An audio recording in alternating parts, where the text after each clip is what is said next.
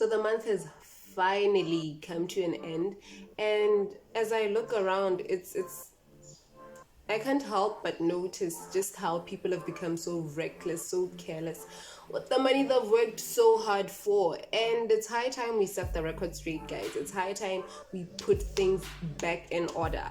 And I think that is something that we'll be trying to address today. Hi, I'm Muthabala and thank you very much for joining me. Today we'll be talking 3 basic money skills. Nothing complicated, it's very simple, so don't get uncomfortable. But before we jump right into it, if you're watching on YouTube, please do like, comment, and subscribe. If you're watching on Facebook, please like the page, like and comment, everything nice. So first things first. What's the intention with your finances? What are you trying to achieve? What are you trying to accomplish? These are things that you need to sit down and establish. Say you're a graduate, for example, are you trying to get some furniture, or some people are trying to get cars, or it could be something as simple as maybe trying to get yourself a makeup kit. Something very, it could be anything. And something that I feel like is a goal that is very overlooked is what you call it, an emergency fund. An emergency fund is basically the finances that you set aside that you will be tapping into in case of an emergency, and the amount of that money should be something that will be able to cover you for at least 3 to 6 months. You know, say you lose your job and today maybe your expenses are like 1,000 pula. If you were to lose your job or whatever your source of income is, you should be able to save at least 3 to 6,000 pula. The money should be able to sustain you for at least 3 to 6 months. So if you are setting goals, please bear in mind, don't let go of this whole emergency fund thing. It's important and you need to have it. Train your mind to live on less than what you earn, so that you have money that can cushion you, that can be on the side every time that you need it, instead of just living from paycheck to paycheck. If anything happens, then you have nothing or nowhere to run to. Say for example, you earn 1,000 pula, and for you to be saying you're training your mind or training yourself to live on less than what you earn, you're going to be earning the 1,000, but in your mind you're not even budgeting for 1,000, but you're budgeting for 800.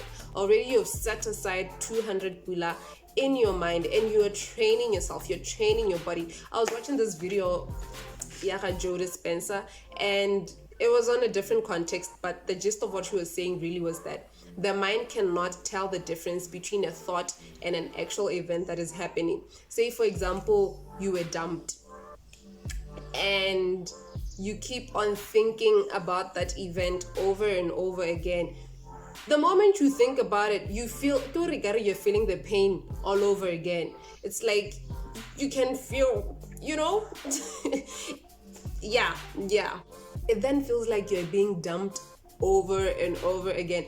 But that's not what we're talking about. The point here is, if your salary is 1,000 and you keep telling yourself that it's 800, and that's the thing that you're thinking about so many times, time and again, you're just budgeting for 800, then by the time you receive your 1,000, it feels like your 800 is something that you've been receiving for the past couple of months. You've changed, and it'll be very easy for you to set aside the 200 pula for saving.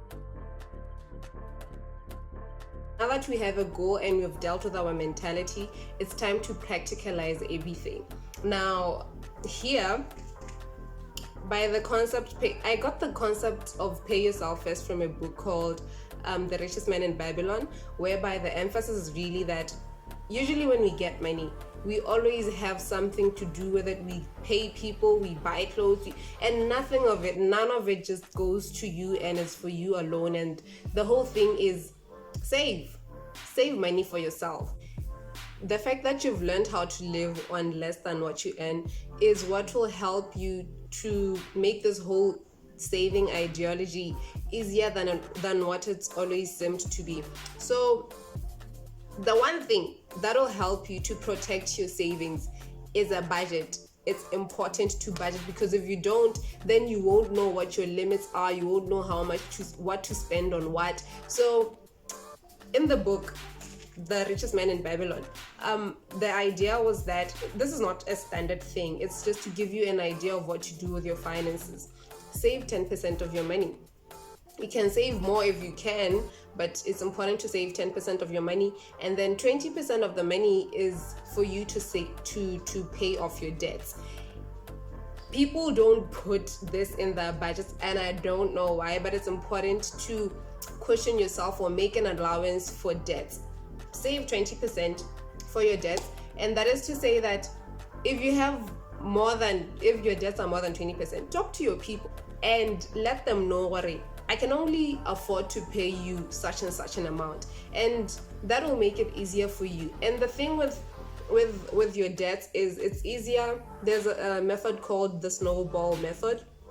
I hope I'm saying it right, whereby you pay off your debts one by one, and the easier way is to pay the smaller one and then clear it off, because then you are able to feel the results. You can see the results and you're feeling motivated to keep going. Or no, at least I've paid off Boto, or I've paid off Balesing and everything. So I feel like that's a method that you can use, but that is it with the basic money skills.